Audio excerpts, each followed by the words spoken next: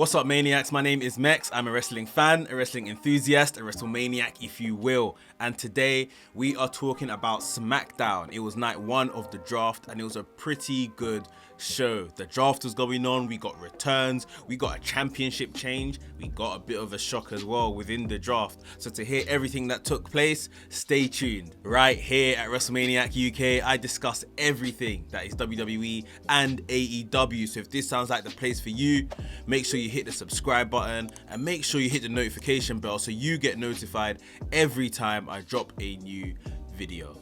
Ladies and gentlemen, without further ado, let's get into the review. So I'm just going to kick off with some of the draft movement. I'm not going to talk about those that were drafted and stayed on the same brands that they're on. I'm just going to talk about the moves that happened on night one of the draft. Seth Rollins has moved over to SmackDown, so he is now the SmackDown savior rather than the Monday Night Messiah.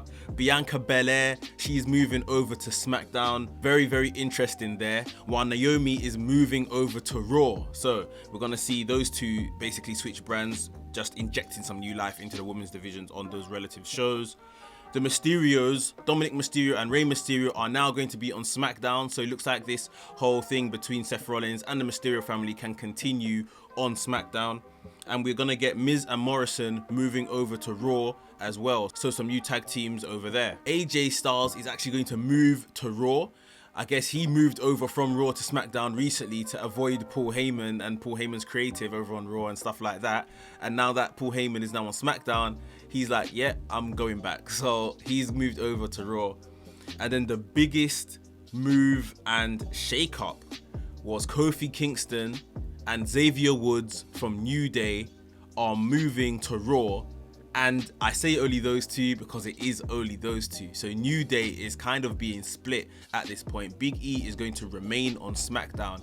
So that is massive news coming out of the draft night one. So I'll talk about the draft a bit more whilst it interweaves with the show, but right now let's get started with the matchups on the night. First up, we had Big E versus Sheamus in a Falls Count Anywhere match, and this was a very, very good match. It was really fun. You know, they went outside the ring, it turned into like a kendo stick match basically in the first half of it. Then they went to the backstage area, brawled all over the place. Sheamus poured flour, egg all over on Big E, and it was just a complete mess. Big E eventually got up from that, started beating him around the place with some brooms. They eventually worked their way to like the car park area where a lot of spots involving a particular black car happened. Big E was shoved into the boot of a car by Sheamus, but he didn't let the door close. Sheamus bro kicked the boot door off instead of his aimed attack, which was meant to be for Big E. And eventually to end the match, we got a big ending from the bonnet of the car through a table to Sheamus.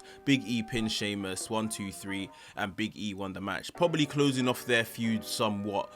Really good match, really good match. It was very fun, kind of I guess like an answer to the dog collar match we saw on AEW. It was just a really fun match. So I think this is probably one of the better matches Big E's had in this singles push that he's been getting. And soon after, when he was doing a backstage interview with Kayla, is when we saw the return of Kofi Kingston and Xavier Woods to New Day, and they said that, you know, we're all here together but something's missing. They were referring to their tag team championships, and all of a sudden they got a tag team title match on the night against Cesaro and Shinsuke Nakamura. You guys know how much I hate when stuff like this just comes together, no build, etc, but they got it. They are the New Day, so yeah, we were gonna get that on the night. We had Jeff Hardy and Matt Riddle taking on Miz and Morrison, and this was a pretty brief match. The match got put together because basically Matt Riddle put out some tweets on Twitter saying that, you know, he'd love to team with Jeff Hardy, etc, and Jeff Hardy said, yeah, let's go for it. They were calling themselves Broetry in Motion, which, yeah, neither here or there, a bit cheesy, but you know, I get it.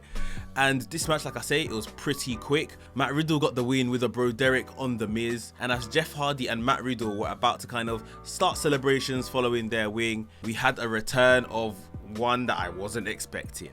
Lars Sullivan back in the WWE on SmackDown. He came out, and I guess this is kind of like a smart way to reintroduce him slash not actually include him as a draft pick, but to put him on a show. Stephanie McMahon did say afterwards that he is eligible to move in Raw's pool on Monday Night Raw when they do continue the drafts on night 2.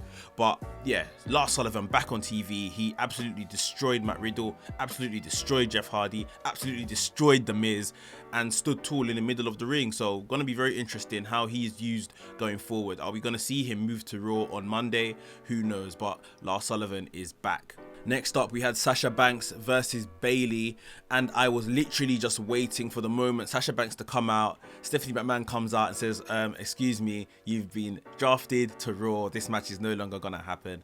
I thought that's what they really should have done. That would have been really good to move Sasha in the draft, and that would have got her more amped and more angry. They never did it, and I just thought, yeah, they've put this match on in the middle of the card. This isn't gonna be a title change at all. We'll be even surprised if this match finishes, you know. And you know, after a very violent, vicious start by Sasha Banks, very quick out of the blocks, you know, very angry with Bayley given the story. Like I say, the match didn't last long. It wasn't too long before Bayley got her best friend a chair into action, hit Sasha Banks in the stomach with the chair, and then the match was called off via disqualification. Sasha Banks took the chair and really put a beating on Bayley afterwards, so got a bit of revenge there. And then she went on to a backstage interview where she said it's gonna be her versus Bayley in a Hell in a Cell match at Hell in a Cell pay-per-view for the SmackDown Women's Championship. Earlier on, I spoke about the Tag Team Championship match that we were gonna get on the night, but before I get into that, guys, if you're enjoying this review, smash the like button, give us a thumbs up. We thoroughly appreciate it right here at WrestleManiac UK, and it does loads for the channel.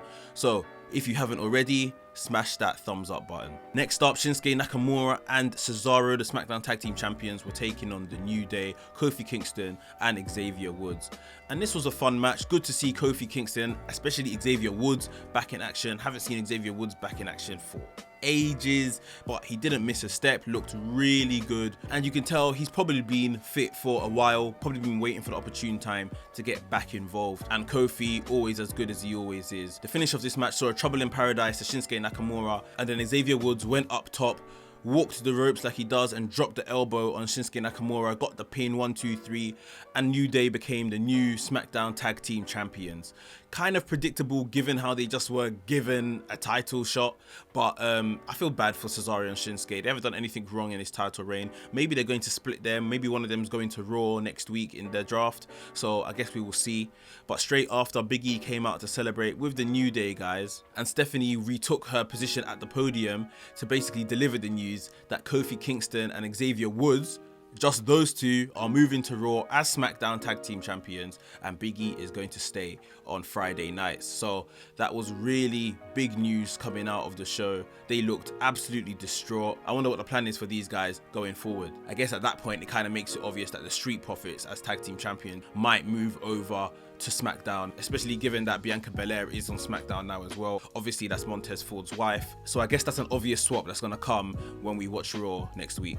Last but not least on the show, we had The Fiend versus Kevin Owens, and first time I think The Fiend has actually had a match on TV. He's usually like a pay-per-view kind of gimmick, comes out and has his matches there, but The Fiend was on TV against Kevin Owens. Kevin Owens came straight out the block with a couple of cannonballs.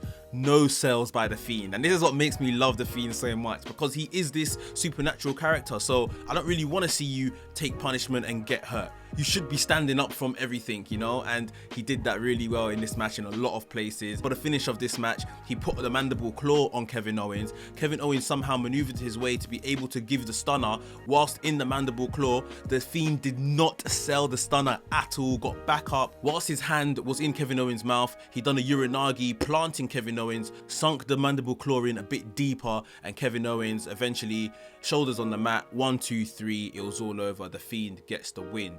The lights went out and he all of a sudden teleported to the beginning of the entranceway where Alexa Bliss was waiting for him, and those two stood together. Really good shot to end the show. So yeah, that was it. It was a really good SmackDown show. The draft was very interesting. The matches were pretty good that we got on the night, especially Big E versus Sheamus. And next week is the season premiere of SmackDown on Fox, and we're gonna get Roman Reigns versus Braun Strowman for the Universal Championship. So really big match there. Guys, if you enjoyed this review, please make sure you smash the like button, give us a thumbs up, and if you're new here, welcome to the channel. Make sure you subscribe and hit the notification bell so you get notified every time I drop a new video. WrestleManiac UK signing out, and I'll see you soon.